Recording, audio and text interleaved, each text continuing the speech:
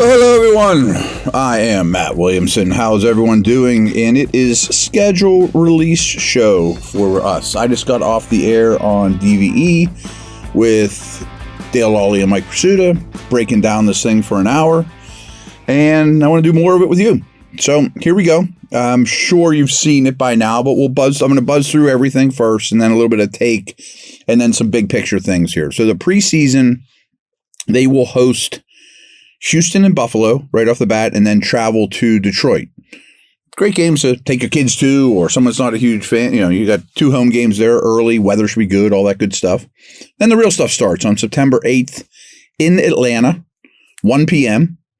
Then September 15th in Denver, back-to-back road games. That one's a 4:25 start.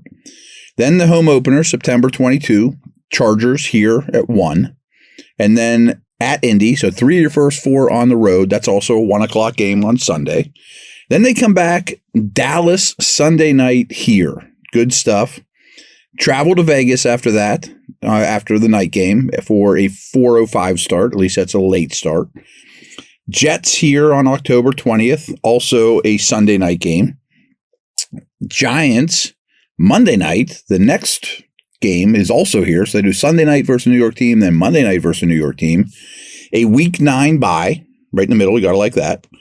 Then at Washington for week 10, 1 o'clock start. Then things get crazy, folks. Listen to these last 8 games. Baltimore at home, at Cleveland for a Thursday nighter, short week at Cleveland on the 21st of November.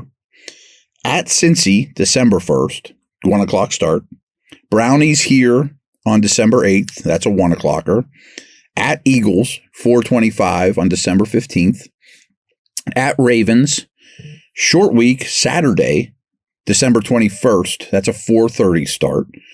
And the reason they play Saturday is because they play Christmas, which is on a Wednesday this year. So it's a Saturday to Wednesday turnover, much like a Sunday to Thursday turnover. And you guessed it, as you know, the Chiefs are coming here, ho, ho, ho, for Christmas. Don't know the time of that one. I think it's an early one, but that's a to be determined because the week 17, 18 stuff, they can move around. That is the way I gather that. Maybe I'm wrong about that. I think it's going to be a 1 o'clock game for that, though. That's what I saw earlier.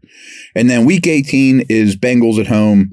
That also is to be determined in terms of times and all that good stuff. All right. So preseason, I'm not going to break down. You know, do whatever you want with that. Enjoy them. You know, bring your kids to the games, all that good stuff. Start the season in Atlanta. I have no problems with that. I assume Cousins will be healthy, but I like getting a team that has a lot of turnover, a lot of change from the year before. And frankly, I think Arthur Smith gives the Steelers a much bigger advantage than the other way around. I mean, what do you think Arthur Smith's going to do between now and September 8th is give scouting reports on all his former players. You know, their left guard hates a bull rush, blah, blah, blah, blah, blah. And I have a feeling a lot of you will be there opening day in Atlanta. It's not a hard place to get road game tickets for. So then they go to Denver, which yesterday I told you I would hate. And I do, because I really think playing in the altitude early in the season greatly favors the Broncos against no matter who they play. But the Steelers do not have any hot games, which is good. That being said, it's probably Bo Nix's second start, and it'll be his first start when he didn't have an entire offseason to prep for it. So it'll be his first NFL start on a normal week, getting ready for the opponent. That part, I think, favors the Steelers. Then you got the Chargers here, home opener. I'm sure the place, Accu-Sure, is going to be rocking. And it's another team with a lot of change early in the year. Whether they're established head coaches or not, their rosters, their systems, much like Atlanta, totally getting revamped. I think you want to play those teams early. And then they go to Indy to finish up the September slate. And I don't have a big take on that as it stands here, in the middle of May. Dallas at home, though, for the Sunday nighter. My note here was just Sunday night game at home, ! We know what Tomlin does, night games at home. Then you go to Vegas, which is tricky, but at least you were there last year. It's really your only major road. Well, yes, Denver. I mean, talking about mileage. There's not a lot of mileage on this road trip for a road slate for the Steelers. I don't think Vegas is going to be a particularly good team, but historically, the Steelers have not done great there, although they were pretty good on the West Coast last year, of course. Then you come home for, once again, Sunday night game at home, and then you have Monday night game at home. So 3 night games in October all at home. That's great. I mean, that's history shows that's where Tomlin does really, really well, right? Dallas, Jets, and Giants. The whole, they're good games. The Jets and Dallas could be really good games. Who knows? I like the Week 9 bye. I mean, those first 8 games don't look overly crazy, physically taxing. I like a bye right in the middle of the schedule, so I'm cool with that for sure. Get back to the second half here in a minute, but BetOnline is your number one source for all your summer sports this season, from Major League Baseball, golf, NBA, and NHL playoffs. All the latest stats, news, and scores available to follow your favorite teams. Get the latest odds and lines, including the latest teams matchup, player props, and odds on just about every sport out there. Head to the website today or use your mobile device to get in on the action. BetOnline, where the game starts.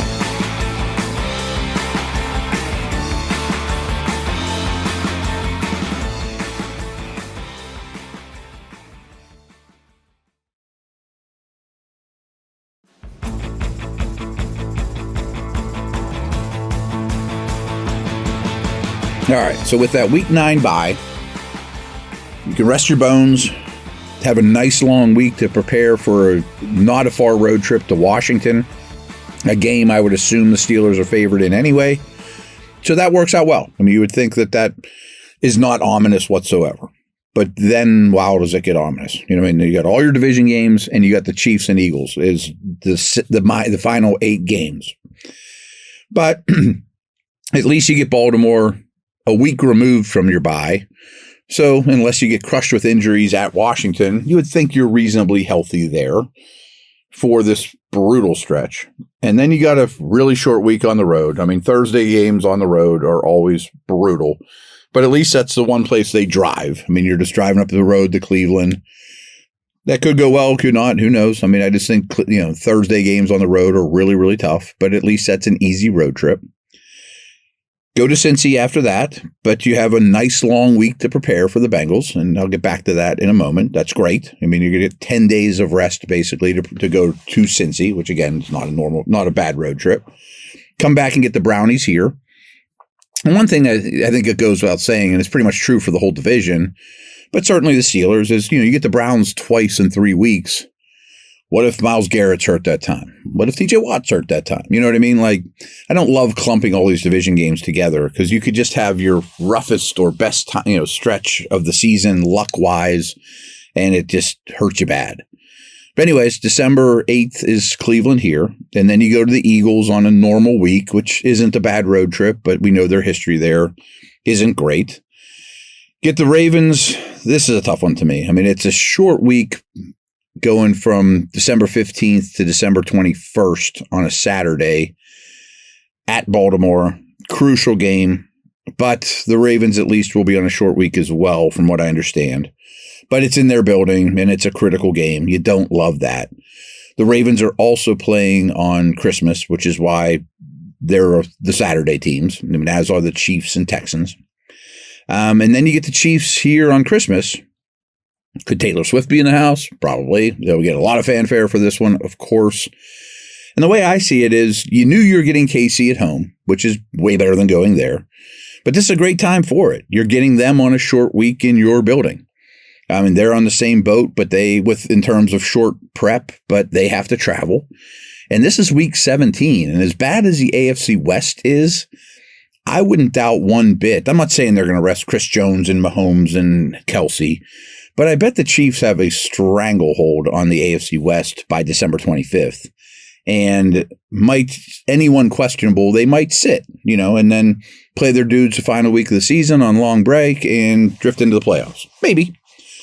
But then the Steelers, along the same lines, have a nice long week to prepare for the Bengals, which you would imagine is a critical game.